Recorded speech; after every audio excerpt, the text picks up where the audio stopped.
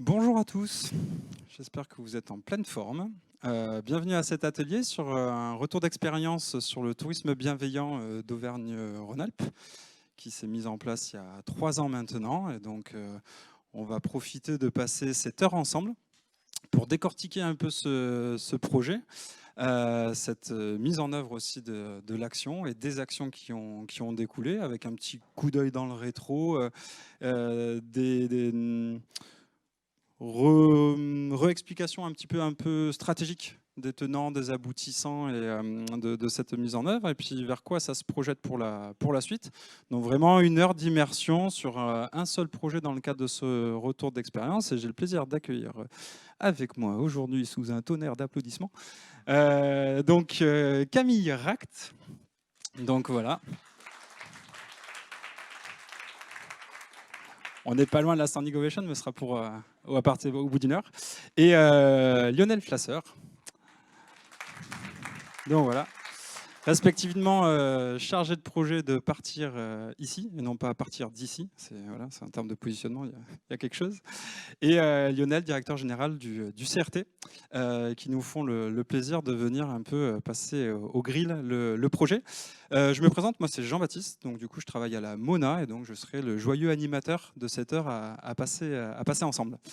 Je ne vais pas donner plus de données de cadrage, parce que si vous êtes là et que vous avez bien vu que c'était sur le tourisme bienveillant et le retour d'expérience, c'est que vous avez lu un minimum le programme, je vous en félicite. Donc il y avait quelques éléments de contexte par rapport à ça. Et ça va se structurer en 2 temps, en gros, enfin on va dire 3 temps même. Un premier temps où on va questionner Lionel avec des choses qu'on a préparées, des choses qu'on n'a pas préparées, des choses que vous avez en tête que vous voudrez lui poser. Et un deuxième temps qui va être tourné justement sur c'est quoi la suite, avec un zoom sur 2 actions qui vont mener ces prochains mois pour voir l'organisation, la pérennité un peu stratégique de cette démarche. Et puis bien sûr la logique de jeu de questions-réponses avec vous sur tout ce qui peut vous passer par la tête pour repartir avec le moins de questions possible. Vu qu'on commence à bien se remplir, je vous informe juste qu'il y a déjà 4-5 places devant, un peu éparpillées, si vous voulez vous installer avant qu'on démarre, plus quelques places à côté de Sabrina. Sabrina, tu peux lever la main? Oui, Sabrina. Hop, il y a la place par là. Et on va démarrer. Lionel, je vais te passer un micro.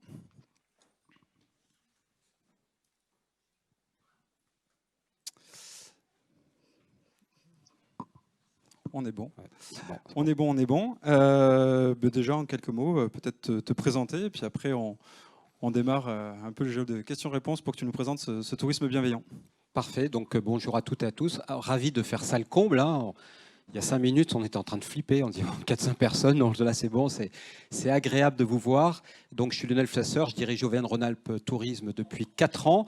Et puis j'ai une autre casquette et je vais vous en parler. Je préside un fonds de dotation pour un tourisme bienveillant, Essentiel. Donc ça sera effectivement un des sujets que nous allons aborder. Voilà. Pour démarrer, justement, tourisme bienveillant, ça fait 3 ans. Tu étais déjà venu présenter aux rencontres du e-tourisme pré-Covid, mais bien avant même le Covid. Petite présentation de ce qu'il y avait en tête en termes de vision. Donc, est-ce que tu peux nous en dire 2 mots?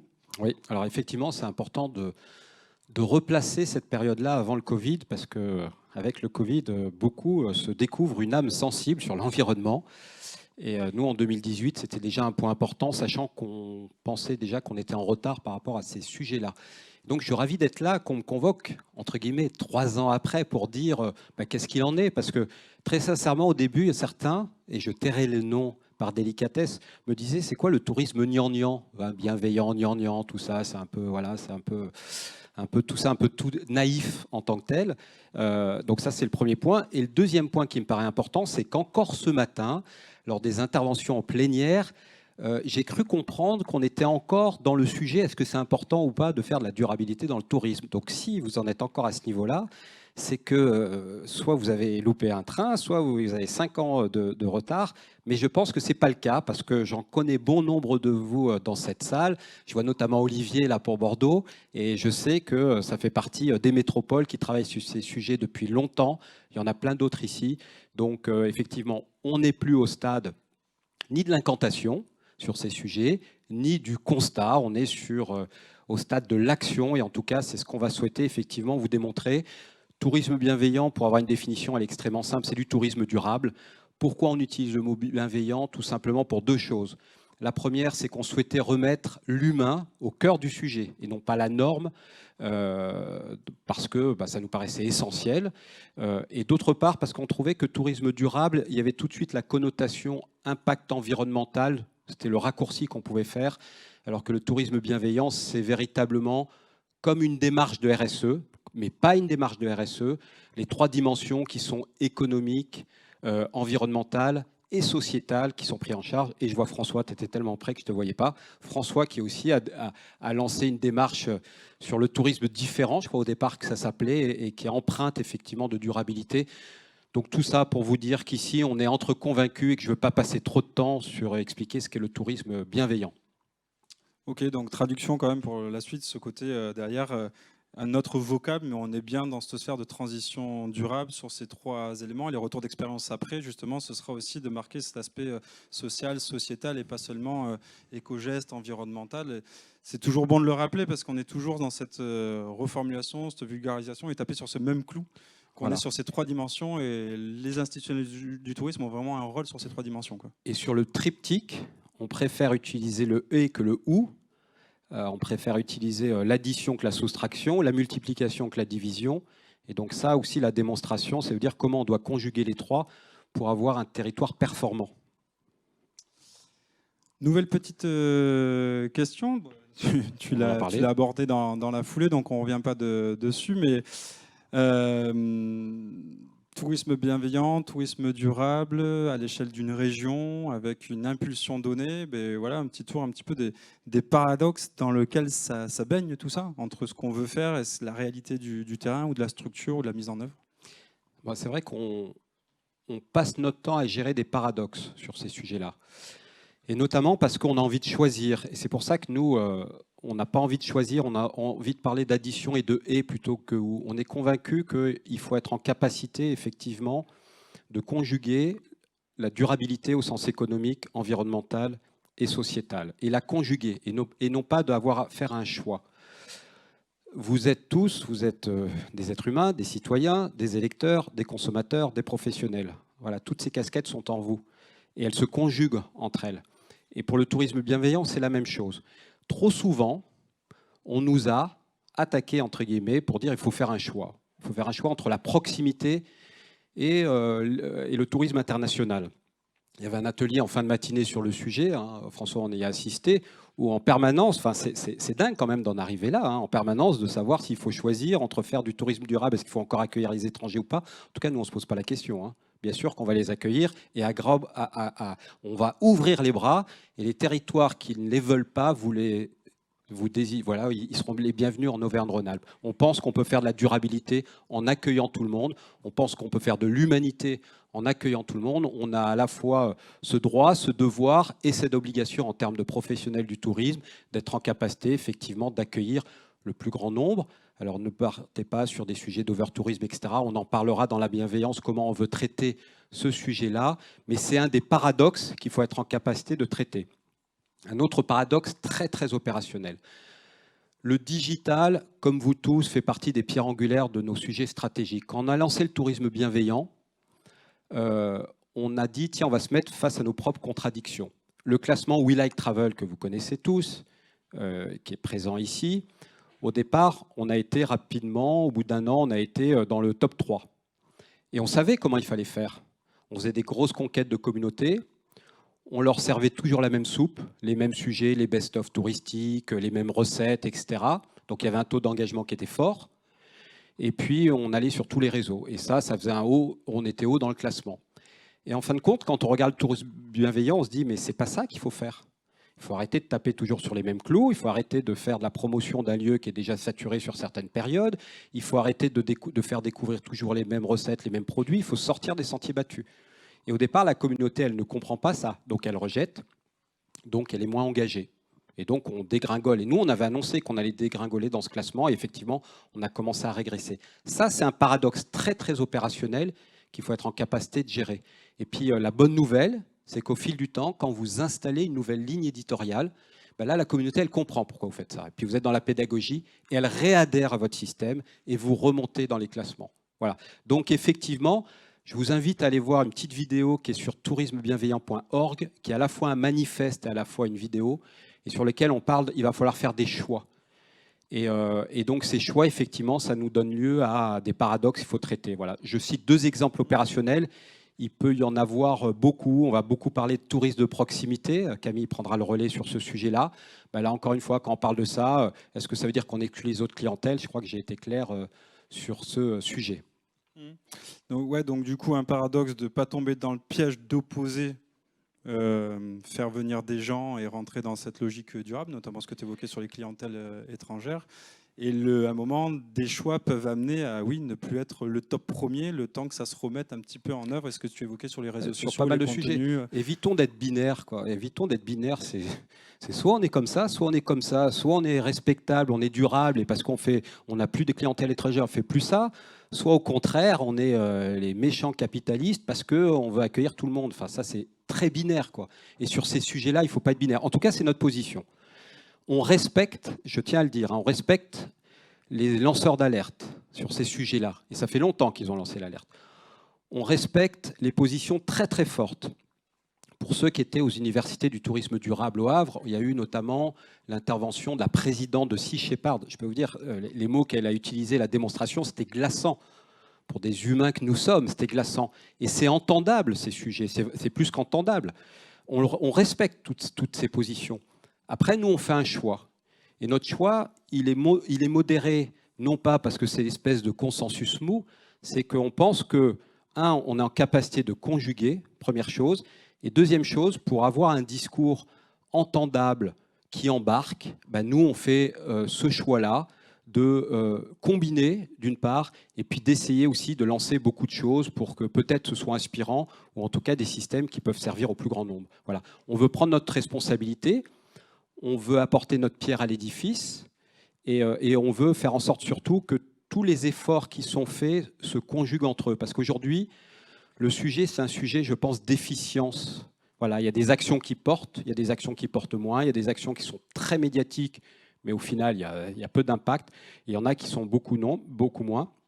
Et la deuxième chose, le deuxième message que j'aimerais faire passer, c'est qu'il faut être pointu sur ces sujets. Ces sujets ne souffrent pas d'approximation.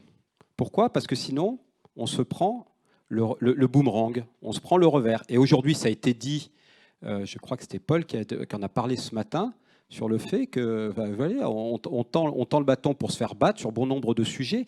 Et ce qui est schizophrène, voire paradoxal, c'est comment on défend notre profession et notre filière du tourisme, tout en prenant nos responsabilités sur ces sujets de durabilité, parce qu'on a une vraie responsabilité. On parlait de chiffres, je crois que l'ADEME a fait une étude où le tourisme est responsable de 11% des émissions à effet en France. Donc on a une grosse responsabilité pour une filière qui pèse entre 8 et 10% du PIB. Donc on a une responsabilité.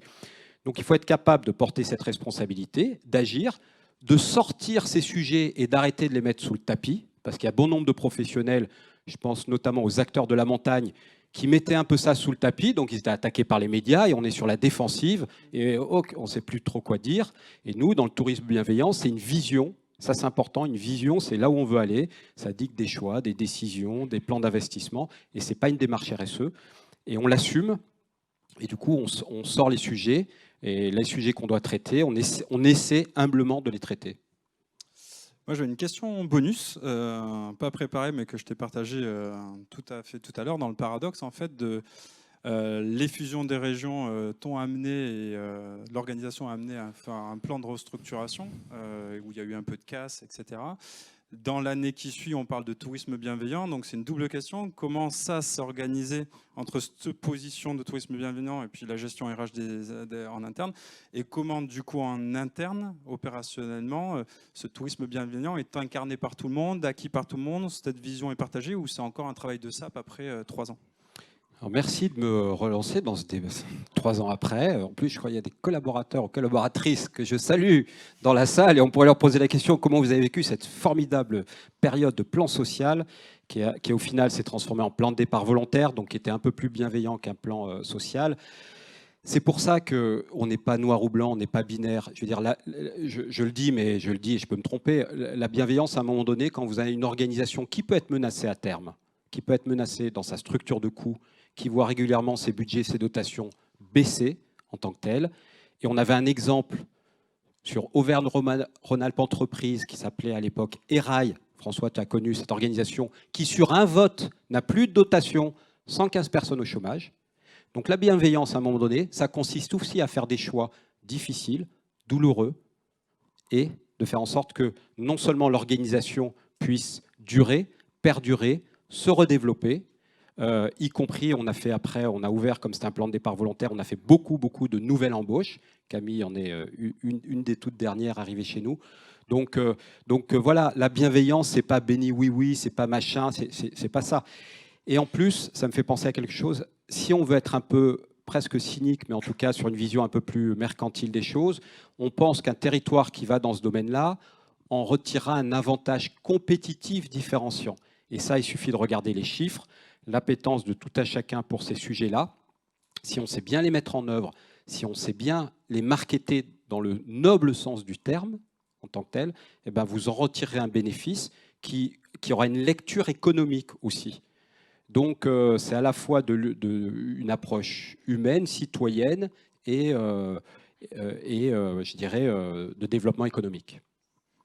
Merci pour la réponse et transparence du propos, mais voilà, nous, ça me tenait à cœur d'aborder cette partie RH parce que je trouve que ça ne peut pas marcher l'un sans l'autre sur la vision et la mise en œuvre de ça.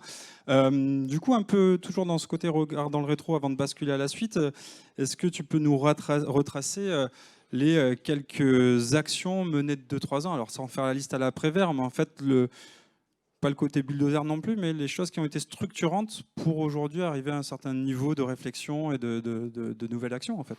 Alors on a lancé, je vais quand même faire une petite liste, mais vous le retrouverez sur le site, on a lancé le manifeste, version papier, version vidéo, un manifeste, vous savez ce que c'est. C'est toujours intéressant quand même à la fois de faire de la pédagogie, à la fois rassembler autour d'une vision commune. On a lancé un site d'emploi, par exemple, avec une entreprise privée, job-tourisme.com. Pourquoi l'emploi? Pour montrer justement que le tourisme bienveillant, c'est surtout pas que l'aspect environnemental. Et vous savez tous qu'aujourd'hui, on a une problématique d'emploi extrêmement forte et le fait de rémunérer les gens à leur juste valeur, ça a été aussi dit par Paul ce matin, c'est un b.a.-ba de la bienveillance. Et en tout cas, si on ne veut pas le faire pour des questions humaines, il faudra le faire pour des questions économiques. On passera par là. Mais c'est juste pour illustrer le fait que le tourisme bienveillant est beaucoup plus large. On a lancé, sur le tourisme de proximité, on avait des pages Facebook très importantes, donc on a lancé des ventes privées pour nos fans. On a lancé, dans le désordre, un numéro vert santé pour accompagner les personnes faisant un séjour dans la région Auvergne-Rhône-Alpes pour avoir du coaching prévention santé. Tout ça, c'est dans la bienveillance. On a lancé la formation à distance. Alors, la formation à distance, il n'y a rien de bienveillant. Si. Quand vous êtes sur un territoire qui est grand comme un pays, si vous habitez dans le Cantal ou dans les Hautes-Vallées de Maurienne, automatiquement, avec toutes vos formations à Lyon, automatiquement, vous excluez de la formation, de la professionnalisation, un tas d'acteurs. Donc la bienveillance consiste aussi à créer des formats disponibles. Bon, la crise que nous avons vécue, que nous vivons, du coup, c'est tombé, pas à point nommé, je ne vais pas dire ça, mais en tout cas, ça a été un accélérateur de ces pratiques. Mais en tout cas, on avait sorti ça avant. Qu'est-ce qu'on a alors, et une des grosses initiatives également plus récentes, avant de passer à la toute dernière, c'est Essentiem en tant que tel. Donc on a créé un fonds de dotation pour un tourisme bienveillant. Pour nous, c'est extrêmement important ce sujet, parce que pour le coup, un fonds de dotation, c'est un outil juridique qui permet de travailler sur des projets d'intérêt général et de permettre aux entreprises de faire de la défiscalisation. Ça n'existait pas dans le secteur tourisme/institutionnel. Quand vous parlez mécénat, tout de suite, vous allez penser au secteur de la culture, vous allez penser au sport, vous allez penser à la rénovation du patrimoine. Voilà. Aux yeux de l'État, le tourisme, la filière tourisme n'est pas particulièrement éligible aux politiques de mécénat. Or, il y a quand même des entreprises de tourisme, bien sûr, qui ont des fondations, mais je parle de la filière en tant que telle. Pour remédier à ça, on a travaillé pendant plusieurs mois, et pour soutenir notre vision, on a créé ce fonds de dotation.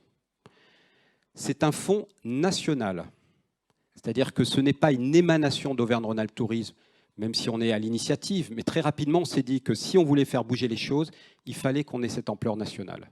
Et donc, du coup, il y a un conseil d'administration qui est propre. Il y a Club Med, il y a Vacances Éole, il y a VVF, il y a Webedia, il y a l'Occitanie aussi qui nous a rejoints, il y a Transdev également qui va nous rejoindre. Il y a Domaine Skiable de France qui est un gros acteur. Et il y a Auvergne-Rhône-Alpes Tourisme qui est dans ce fonds de dotation.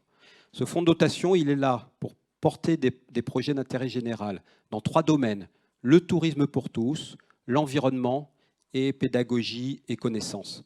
Juste une illustration. Voilà, on voit les Easy Voyage, Webedia Easy Voyage dont j'ai parlé. La semaine dernière, avec Vacances ouvertes, on a envoyé 300 familles défavorisées en vacances.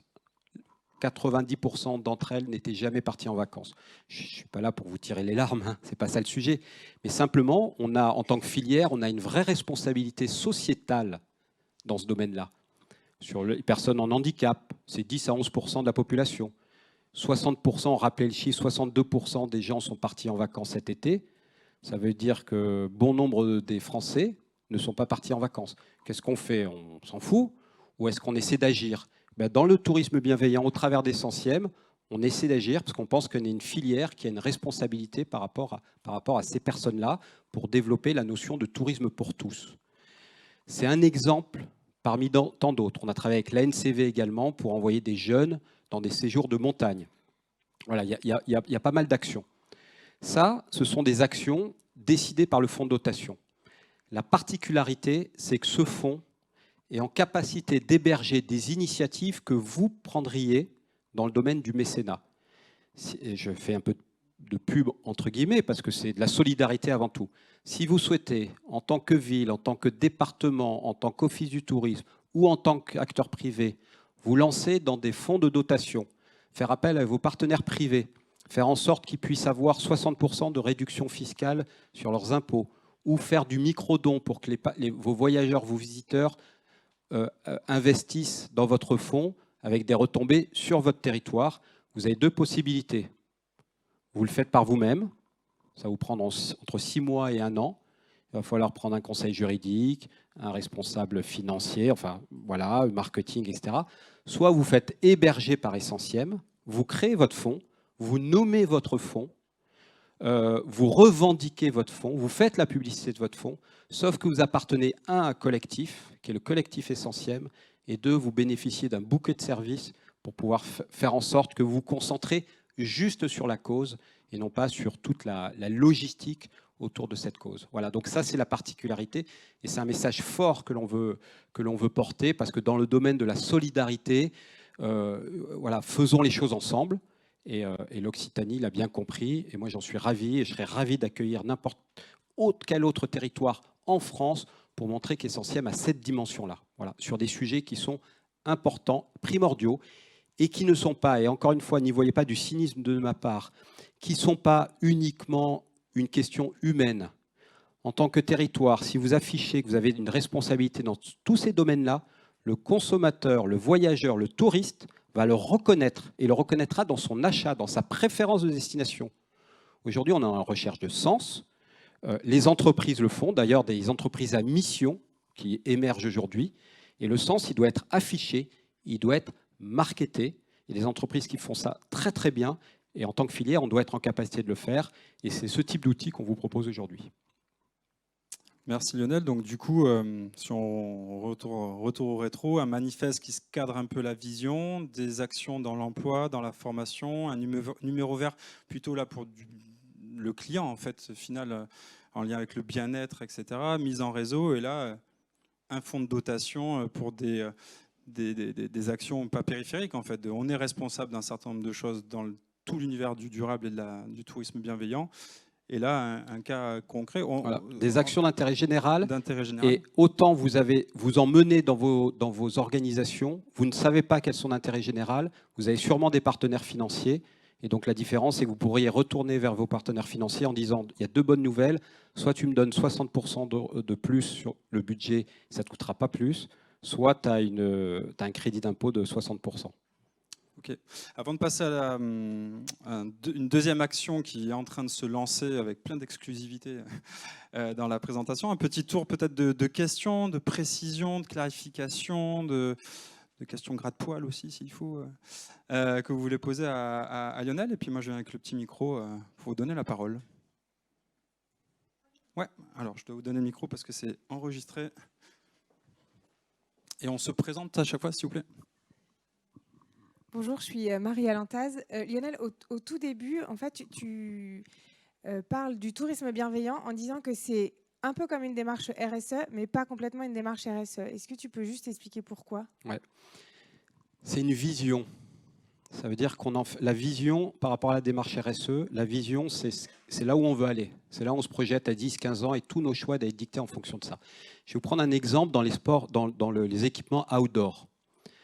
Entre Patagonia et Salomon. Salomon a une démarche de RSE.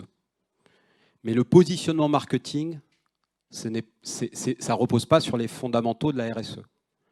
C'est lifestyle, j'ai plus leur slogan en tête, mais ce n'est pas ça. Patagonia, c'est que ça. La dernière pub que j'ai vue de Patagonia en vitrine, c'est « N'achetez plus ». Achetez peu. Réfléchissez avant d'acheter nos produits. Usez-les jusqu'à la corde. Et quand vous êtes à la corde, vous les recyclez. Essayez d'acheter d'occasion. Quel est le marchand qui pousse à ce point sa vision pour dire c'est notre positionnement. On est comme ça et on l'assume jusqu'au bout et on en fait un positionnement marketing. Donc la différence, c'est ça. Tu as un industriel qui fait de la RSE, mais qui n'est pas le cœur de son positionnement marketing. Tu en as un autre qui l'a développé en vision et il en fait le cœur de son message, de sa façon d'être. Voilà. Donc nous, c'est plutôt dans cette voie-là qu'on souhaite aller. Je rebondis moi sur une question sur laquelle tu avais été cuisiné il y a 3 ans. Comment tu arrives à voir si ça fonctionne ? Au lancement, il n'y avait pas forcément d'outils d'évaluation, alors d'indicateurs ou autres. Maintenant, il y a quelques éléments qui sont mis en place. Il y en a même une bonne flopée. Est-ce que tu peux juste donner quelques éléments un peu sur ce suivi de tout ça ? Alors c'est vrai qu'on ne les a pas cités. On a sorti une quarantaine d'indicateurs. Avant, quand on présentait la filière tourisme, on parlait PIB, poids dans le PIB, PIB, nombre d'emplois. Souvent, on se résume à ça. Là, on a 40 indicateurs dans les 3 dimensions. Alors, je ne vais pas tous les citer, hein, économique, sociétal, environnemental. Je vais prendre un exemple. Au début, il y a 3 ans, on a lancé une étude qui était de mesurer le niveau d'acceptabilité des habitants sur le développement touristique. C'est à l'époque où on parlait d'over-tourisme à tout va, qui était Paul, si tu m'entends, une vaste fumisterie sur notre région, parce qu'on nous en parlait, parce qu'il y avait des alpinistes qui, pour monter au Mont Blanc, c'était le boxon, et on dit, vous voyez, il y a de l'over-tourisme. Quand on confondait des alpinismes avec des touristes, comme on confond aujourd'hui des locaux qui vont sur les lacs ou qui vont en montagne avec des touristes, etc., etc. Donc il y a une grande confusion qui font dire de grandes bêtises. Donc du coup, on a cherché à le mesurer. On a lancé une étude avec des éléments extraordinaires. Il y a 3,5% de nos habitants qui sont tourismophobes. Je vous donne des moyennes. Hein, ça peut, voilà. Bon. Il y a 46% des habitants qui sont prêts, je ne crois pas à ce chiffre, hein, mais c'est l'étude qui le donne, 46% des habitants qui sont prêts à donner du temps bénévolement pour le développement touristique de leur région. Et on les questionne, mais pourquoi ? Mais parce qu'ils ne sont pas bêtes. Parce que, il y a la fierté de recevoir.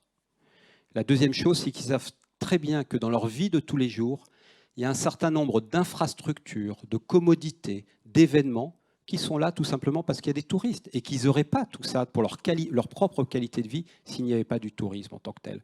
Il n'y a pas les touristes d'un côté, les habitants de l'autre. C'est comme ce matin, il n'y a pas les étrangers d'un côté, les locaux de l'autre, etc. Et tout. Arrêtons de je veux dire, tout vouloir catégoriser. Donc, on a lancé cette étude au départ. On a eu plein de chiffres, plein de données. Et on a décidé d'en faire un baromètre. Donc, tous les 3 ans, donc là, la prochaine démarre la semaine prochaine, je crois, on relance et ça va devenir un des indicateurs sur le niveau d'acceptabilité de développement. Et ça permet, ce genre d'études permet de faire des projets comme celui dont on va parler. Ben super, merci Lionel. On va pas tarder à à passer à Camille. Mais il est 15 heures et en bon animateur, je sais que le café est lointain. Donc on va se lever gentiment, tout le monde là. On va se remettre un petit peu en scène. Allez, allez, allez, allez, allez, allez, allez, allez, allez, allez. Ouais, ouais, parce que je vois que la température est bonne, on est bien posé, le popotin au chaud, tout ça là. On essaye de toucher le plafond là. Allez, allez, on y va. Ouais, on dit bonjour. Et puis on se tourne, on dit bonjour à la caméra derrière là. Ouais, salut, ça va, ça. Et puis on fait un tour de la tête dans un sens, on fait un tour de la tête dans l'autre sens. On applaudit bien fort Lionel. Merci Lionel. Et Camille, je t'invite à prendre la place parce qu'ils sont chauds patates là.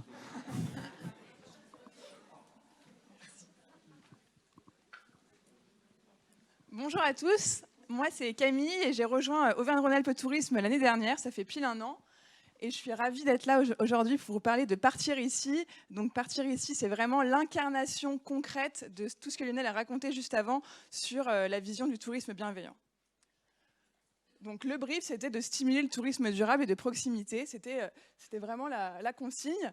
Et dans le cadre du plan de relance, on a reçu une subvention exceptionnelle de la région. Donc, on a utilisé pour ce projet. Donc, c'est vraiment un projet, même s'il s'inscrit dans le plan de relance, qui est vraiment voué qui s'inscrit dans le long terme. Donc, tourisme de proximité et tourisme durable. Donc, les deux sont très liés. Vous allez le voir dans les slides qui suivent.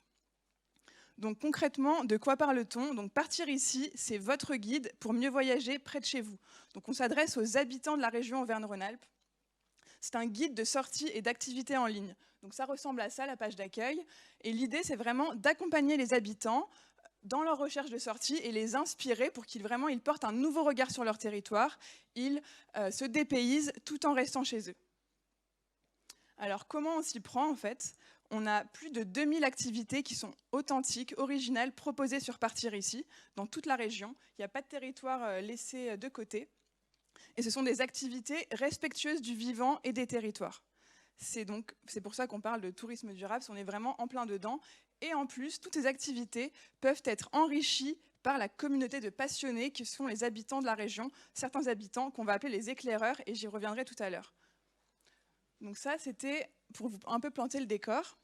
Donc si on creuse un peu plus, ça, c'est la page d'accueil. Donc, vous voyez la page d'accueil, tout en haut, vous avez des stories. Vraiment, on reprend les codes des réseaux sociaux. Donc, les stories qui sont publiées par des éclaireurs, j'y reviendrai encore une fois tout à l'heure, et des offices de tourisme. Donc, ça bouge. Dès que vous revenez sur la page d'accueil, vous aurez du contenu différent en fonction de ce qui a été posté. Ensuite, on a souhaité expliciter notre démarche. Vous avez ensuite le moteur de recherche et une entrée par envie. Donc, sport et nature, culture et découverte. Quand vous scrollez, vous avez ensuite Par ici les sorties, qui est notre section vraiment éditoriale, où notre équipe va publier des articles pour permettre aux habitants de s'inspirer. Donc le ton est assez décalé. On parle de Brad Pitt, etc. Donc je vous invite à jeter un œil si vous souhaitez découvrir de quoi parle la team Partir ici. Et enfin, quand vous continuez de scroller, vous avez tous les contenus créés par la communauté des éclaireurs. Donc des articles ou encore des avis. Vous avez également accès à tous ces profils qu'on a recrutés, je vais y revenir. Quant aux offres, donc voilà, donc il y a des offres assez diverses et variées. Hein. Donc on est sur de l'art de vivre avec des marchés, des découvertes de fermes, de l'onotourisme. Vous avez aussi tout ce qui est patrimoine et culture, tout ce qui est savoir-faire, artisanat, le bien-être et bien sûr sport et nature. Donc on n'est pas sur de l'hébergement ni sur des séjours packagés. Donc ça, c'est vraiment pour l'instant des activités à faire à la journée, le week-end, que vous pouvez retrouver sur Partir ici. Et vous voyez ici, on a des petits cœurs sur environnement, impact économique et bénéfice social. Je vais y revenir tout à l'heure. Donc ça, c'est les zooms sur des offres. Donc sur chaque offre, il y a le portrait du professionnel, parce qu'on souhaitait vraiment que les offres soient incarnées, que le visiteur se sente accueilli. C'est ce qu'on avait remarqué dans toutes les études avant. Il a besoin de se sentir accueilli, et plus il se sentira accueilli, meilleure sera la satisfaction. Et donc, en mettant déjà la photo et le portrait, on invite le visiteur à voyager, à aller plus loin. Vous avez également la bonne pratique durable. Donc là, par exemple, c'est un restaurant qui explique qu'il a des poules pour diminuer les déchets. Donc c'est très concret, pratico-pratique. Il n'y a pas de greenwashing ou de voilà. Et ici, en orange, vous avez les articles des éclaireurs qui sont liés à l'offre. Donc ça permet en fait aux visiteurs, en plus du contenu qui est apporté par l'Office de tourisme, d'avoir la visibilité, d'avoir de l'avis de la communauté. On est vraiment sur du contenu expérientiel et donc on pense qu'en liant les deux, on assure la meilleure expérience aux visiteurs. Donc les éclaireurs, j'y viens. Donc on a recruté plus de 70 éclaireurs sur toute la région, donc qui viennent du Cantal, de la Savoie, de Lyon, etc. Donc, ce sont des habitants engagés avant tout. Ce sont des micro-influenceurs, donc ils ont un blog, ils ont une petite communauté, c'est pas des stars d'Instagram, hein, ils ont peut-être 1000 abonnés, etc. Mais ils sont vraiment engagés, ils ont les mêmes valeurs que nous sur le tourisme durable. Il y a aussi des ambassadeurs, donc c'est-à-dire qu'ils n'ont pas de blog, mais ils sont vraiment actifs au niveau local, ils organisent des visites, ils font découvrir bénévolement leur territoire aux visiteurs. Et donc ces personnes-là, on les recrute grâce au réseau des territoires. Donc les départements, certains offices de tourisme les ont recrutés. Pour l'instant, on est en phase de pilote. Donc on a seulement 20 territoires impliqués. Et donc on arrive à ça. Donc voilà quelques profils. Hein. Donc vous voyez, on met vraiment en valeur la communauté dont ils font partie. Ici, Savoie-Mont-Blanc ambassadeur. Là, émerveillé par l'Ardèche. Voilà, on veut vraiment mettre en valeur tous les réseaux qui existent dans la région. Oui, c'est tout à fait bénévole. Recrutement, c'est un peu le terme technique, mais c'est bénévole. Il y a tout un système de récompense. Et puis eux, ils y trouvent leur compte parce qu'en fait, ils sont mis en valeur tout leur réseau, leur site, leur blog. C'est vraiment pour eux un moyen d'être visible, en fait. Et quant aux récompenses, ça peut être des entrées gratuites, des réductions à tel endroit, etc. En fonction du montant de contribution. Donc plus ils publient, meilleures seront les récompenses. Donc là, je vous ai fait quelques zooms. Donc vous avez leur profil, on prend vraiment les codes, hein. Donc le lien vers le site, etc. Et puis tous les contenus qu'ils auront publiés sur Partir ici, donc articles, stories et avis. Alors comment on en est arrivé là, en fait, tout ce travail. Donc depuis que je suis arrivée, en fait, je suis sur ce projet. Donc on a passé 5 mois avant même de commencer à développer la solution, etc., à réfléchir, ok, il y a 10 000 solutions sur le marché, il y a plein de plateformes, c'est vraiment pas ce qui manque. Quelle sera notre valeur ajoutée, en fait? Comment on crée de la valeur? Donc, on s'est posé plein de questions. Et donc, on a fait appel à un cabinet en design de service. Et pendant 5 mois, on a rassemblé autour de la table toutes les parties prenantes, que ce soit des départements, des offices de tourisme, à la fois rural, ville, montagne, des professionnels, donc ça peut être, il y avait même Vulcania, mais ça peut être un tout petit, il y avait un guide, etc. Enfin, il y avait vraiment, on a voulu rassembler tout le monde. Il y avait également des habitants engagés, donc des futurs éclaireurs, on va dire, il y avait les Greeters, il y avait le président de France Greeters, il y avait, qui j'oublie, oui, je crois que j'ai dit, voilà, toutes les parties prenantes. Et donc toutes ces personnes, en fait, elles ont raconté, ok, pour moi, ça c'est compliqué, mais elles ont parlé de leur problématique actuelle, sans même parler du projet. Enfin, on partait de zéro, ok, moi ça c'est compliqué pour moi en ce moment. Et du coup, en fait, on a réfléchi tous ensemble à des solutions pour répondre à tous les problèmes. Par exemple, la blogueuse, elle pouvait dire « j'ai pas assez de visibilité, je crée plein de contenus, mais c'est pas assez mis en valeur ». Ou l'office de tourisme, il n'est pas connu par les habitants parce qu'il ne se considère pas comme tourisme. Et donc, on a réfléchi à toutes ces problématiques tous ensemble. Et c'est comme ça qu'en fait est né Partir ici, pour vraiment répondre aux besoins de chacun. Et donc, chacun s'y retrouve. Et ça, c'est vraiment une démarche bienveillante parce qu'on n'a pas pondu ce projet dans notre tour d'ivoire déconnecté du terrain, mais justement, on l'a co-créé tous ensemble. C'est le projet en fait de tous les acteurs de la région. Alors, si on parle juste des offres, comment on s'y est pris? Parce que rassembler 2000 offres, on a commencé en avril, donc c'est quand même un beau challenge. Donc on s'y est pris en fait grâce... on avait déjà Happy Day, donc vous connaissez le site d'information touristique.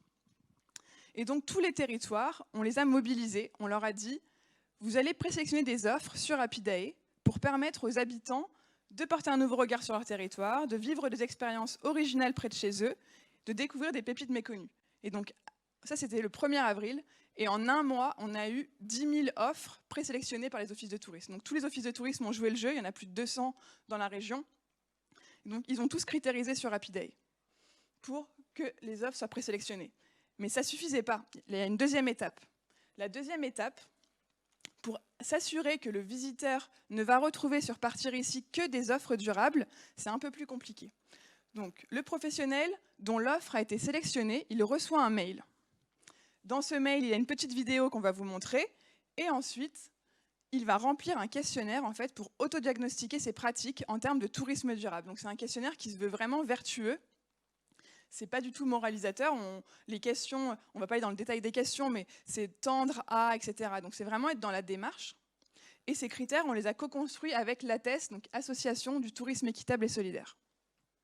Donc, je vais vous montrer la vidéo. Elle dure 2 minutes 30. Voilà.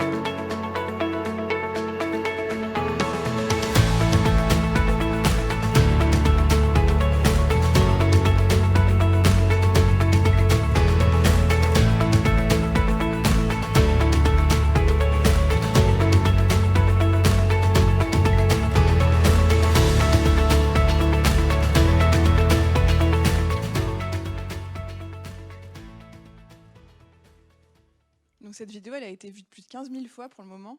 Et en fait, quand on l'a créée, on n'avait pas encore le nom, on ne savait pas exactement parce qu'on a avancé au fur et à mesure. Donc c'est pour ça que vous ne voyez pas du tout le mot « partir ici ». C'était en avril. Alors, maintenant, pour parler du plan média, donc en fait, Partir ici sort officiellement lundi 18 octobre. Donc là, ce n'est pas encore sorti en fait. On a fait le pré-lancement le 1er octobre avec notre partenaire, le Crédit Agricole, qui a publié en exclusivité l'information auprès de sa clientèle.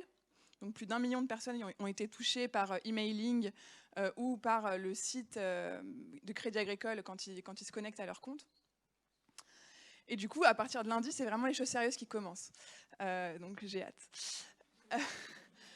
Donc, on ne peut pas se rater, comme vous l'avez vu, avec toutes les personnes qui sont impliquées dans ce projet, on n'a pas le choix en fait. On doit réussir, on doit faire que Partir ici soit adopté par tous les habitants de la région. Donc vraiment, on a la performance dans le viseur. Pour nous, l'idée, c'est qu'on soit à 100 000 visiteurs d'ici le mois de décembre, sachant qu'on ne lance pas au meilleur moment. Enfin, on est au mois d'octobre, mi-octobre. C'est pas le printemps, quoi. Du coup, bien sûr, on va essayer des médias classiques. On travaille avec les GAFA, on ne le cache pas, hein, évidemment. On va travailler avec Facebook en fait, on utilise tous ces canaux pour toucher le plus grand nombre en fait, et après les convertir vers un tourisme durable. Après, idéalement, on pourra se passer de Facebook puisqu'ils connaîtront Partir ici et on n'aura plus besoin de passer par Facebook. Et on a également choisi de travailler avec Brut, parce que là, pour le coup, ça colle vraiment à nos valeurs, parce que Brut choisit vraiment des partenaires qui ont les mêmes valeurs qu'eux, et du coup, on a beaucoup de chance. On est très fiers de collaborer avec eux. Et donc la vidéo, elle sera diffusée le 18 octobre sur Instagram, Facebook et la newsletter Brut. Donc, sans plus attendre, on la regarde. Coucou, nous c'est Elisa et Max, on est photographes et blogueurs de voyage. Donc aujourd'hui, on va partir explorer juste à côté de chez nous pour se dépayser. C'est parti! Ce qu'on va faire, c'est qu'on va aller découvrir des artisans, des producteurs, mais également découvrir le patrimoine local. En route!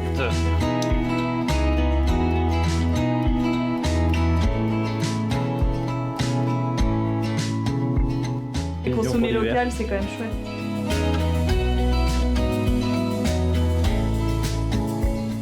Même si on adore Lyon, on se dit que tu vois, en 30 minutes en train, on peut être en pleine campagne.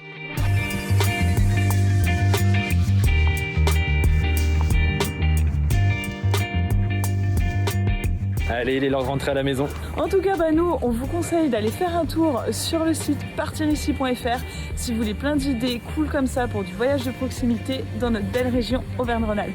Salut Allez, Brut. Salut! Donc ça, c'est la version courte. Donc il y a une version beaucoup plus longue qui fait 7 minutes parce que c'est les formats bruts. Ça, c'est la version Instagram. Donc la version longue, je vous invite à la regarder. On est vraiment dans le slow travel. Et ensuite, donc je parlais des GAFA. Donc on travaille aussi avec Waze. On fait une expérimentation pour les vacances de la Toussaint où on va être référencé. Donc nos offres vont être référencées quand la personne sera à l'arrêt. Dans un certain périmètre, la pop-up va apparaître. Donc on teste et on verra si ça marche. C'est plus pour de la notoriété, en fait. Donc, je crois que j'ai terminé. Ouais. Merci à tous.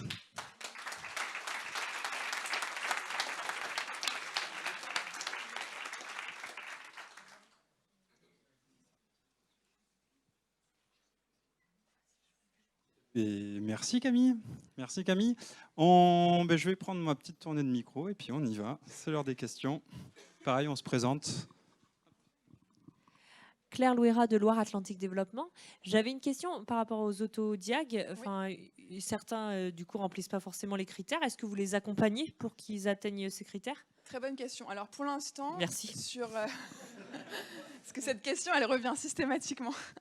Donc, pour l'instant, en fait, sur les 10 000 offres qui ont été présélectionnées, donc il y en a 2 000 qui ont réussi et il y en a simplement une petite centaine qui n'ont pas réussi.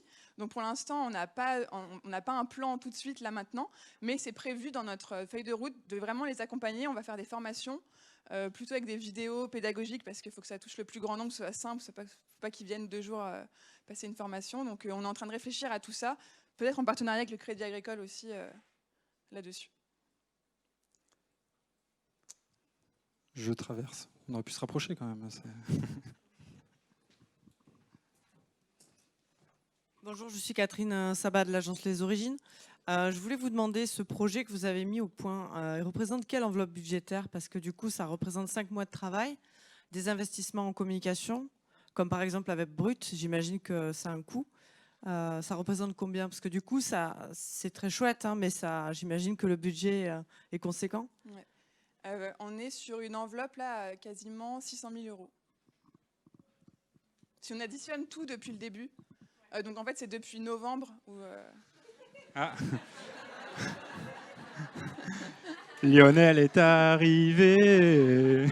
Non, c'est des questions importantes. Camille a entièrement raison, 600 000, peut-être plus. C'est au regard aussi de ce que l'on fait pour stimuler le tourisme de proximité. On fait aujourd'hui des campagnes de pub. Ce qui est génial, la frustration dans nos métiers, c'est qu'on fait des campagnes pour inspirer, visiter, et puis après, on crée du trafic qualifié, et après, on ne sait pas trop où le brancher.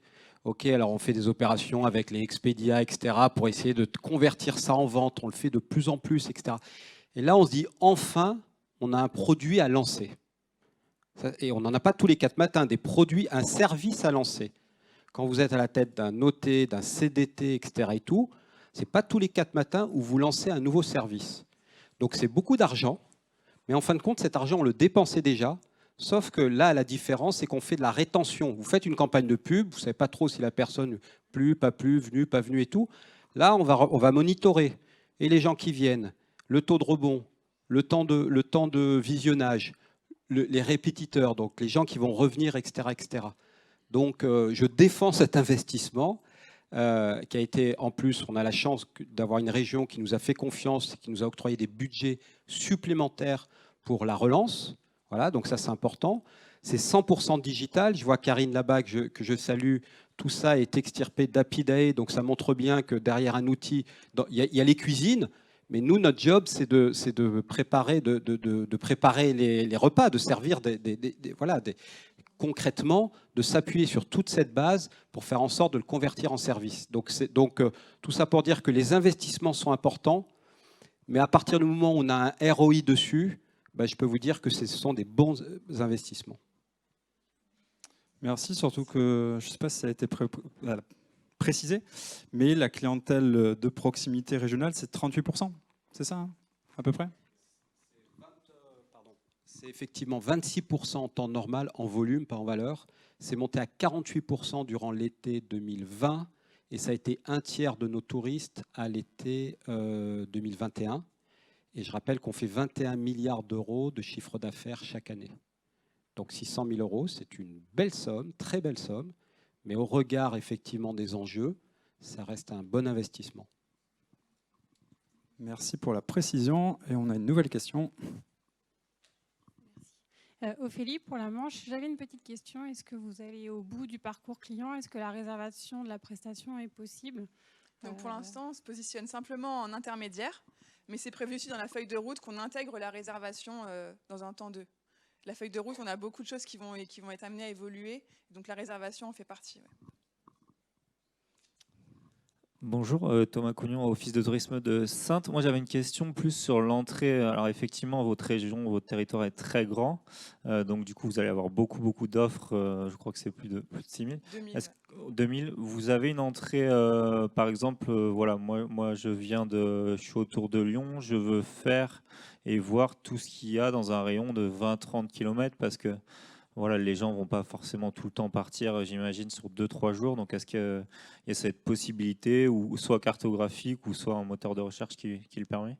Oui, tout à fait. En fait, là, dans le moteur de recherche, vous mettez aux alentours de Lyon, et par défaut, vous aurez des résultats dans un rayon de 50 km, et après, vous pouvez jouer avec le rayon, donc 10 ou 100, ou 150 même. Et après, on prévoit également l'affichage des résultats sous forme de cartographie. Ce n'est pas le cas actuellement, c'est prévu dans la feuille de route aussi. Je rebondis dans la méthodologie. On a parlé de design de service, donc je pense qu'il y a une feuille de route par itération, etc. On parle de 2000 offres aujourd'hui. Les objectifs à 6 mois et 1 an, une fois que le lancement est fait, c'est de monter en volume, de surqualifier, d'aller vers la commercialisation, ça on l'a bien entendu, mais voilà, en termes d'offres. Comme on avait 10 000 offres au début qui étaient présélectionnées, je pense qu'on peut arriver à convaincre les 10 000. Le fait de vraiment lancer le produit va aider à convaincre les professionnels de faire le questionnaire. C'est vrai que là, c'était difficile parce qu'on n'avait même pas de nom. Donc, vous avez vu la vidéo, on parle de dispositifs, etc. Maintenant que ce sera lancé, je pense qu'on peut atteindre les 10 000 pour l'été prochain. Alors qu'on se marre dans la salle. Camille, je lui ai dit 1000, ça sera génial, tu seras génial. Elle en est à 2000. Hein. Et elle n'est pas sur le marché de l'emploi, donc ce n'est pas la peine de... et simplement par rapport au-delà du 10 000 offres, l'obsession qu'on a aujourd'hui, c'est les indicateurs d'usage de la... Voilà. Ça va marcher. S'il y a des gens qui viennent, bon, ils vont venir. S'il y a un taux de rebond qui est faible, c'est-à-dire que les gens ils rentrent dans l'application, ils utilisent l'application, qu'il y a un temps effectivement, et puis après au final qu'ils aillent basiquement sur le terrain. Mais c'est ça les vrais indicateurs de performance, au-delà du nombre d'offres. Merci, je retraverse.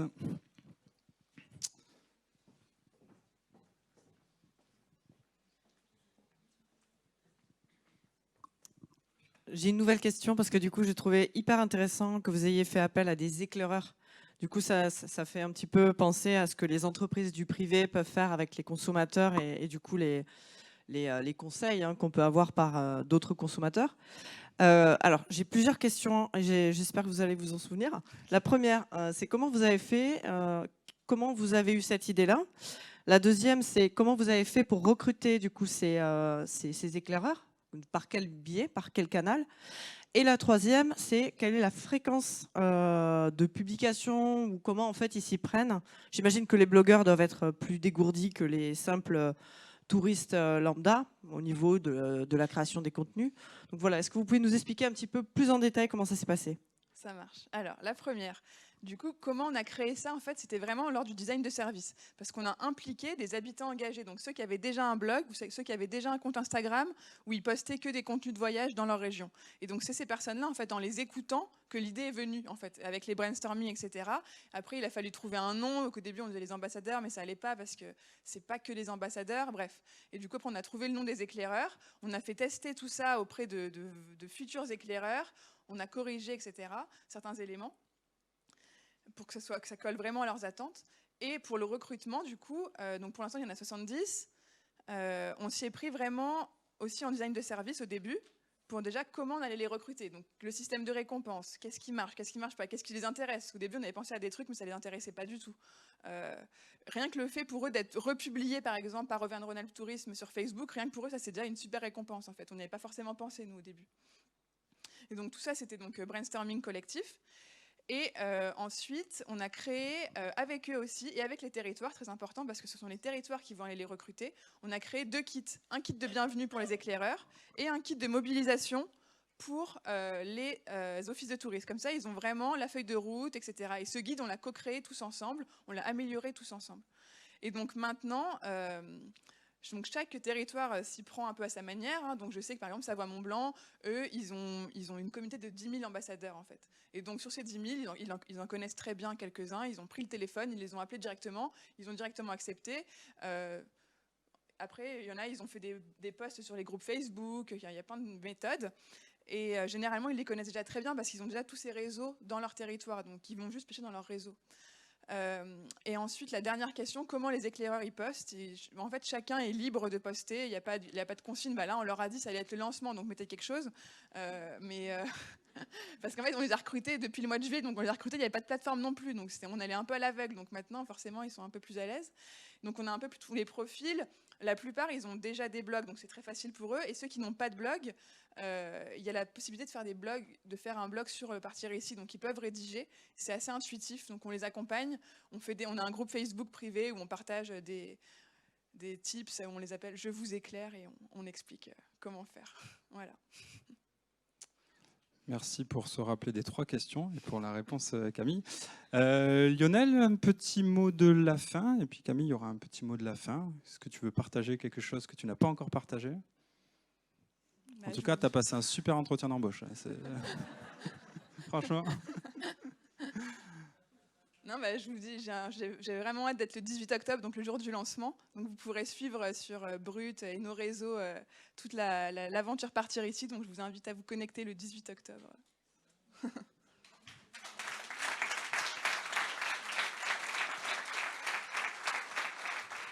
Bah, j'ai hâte que Camille soit le 18 octobre parce je serai aussi le 18 octobre. Non, merci de votre écoute, de vos nombreuses questions. Et merci de nous donner l'occasion, effectivement, que quand il y a 3 ans, on était un peu dans l'incantation, ça pourrait paraître, comme je disais, bienveillant, gnangnan. Ben là, 3 ans après, j'espère qu'on vous a montré que derrière les mots, il y a bien sûr des convictions, mais il y a surtout des projets très, très, très concrets qui sont là, qui émaillent notre territoire. Et si on en parle, c'est aussi pour partager, que nous fassions aussi un retour d'expérience. J'espère que le site ne va pas tomber en rade, parce que j'imagine que bon nombre d'entre vous allez voir ce que ça donne en réalité, puisqu'il est ouvert. N'hésitez pas à faire des retours d'expérience, et puis n'hésitez pas à partager pour votre propre territoire. Enfin, voilà. Et n'oubliez pas Essentième en tant que tel. Vraiment, on a un enjeu collectif là-dessus. Je repasse le message un peu comme le commercial de base. Mais voilà, notre filière doit être au-dessus du lot dans les grandes filières économiques, pour faire en sorte qu'on se préoccupe aussi des sujets de solidarité. Et ça, c'est le rôle d'Essentième. Voilà, merci à vous. Merci à vous deux. Merci à vous d'avoir suivi cet atelier. On est là dans le programme avec une pause maintenant pour aller reprendre un petit peu l'air. Et puis ça s'enchaîne avec les 15 minutes chrono en plénière. Et bonne poursuite de rencontres à toutes et à tous.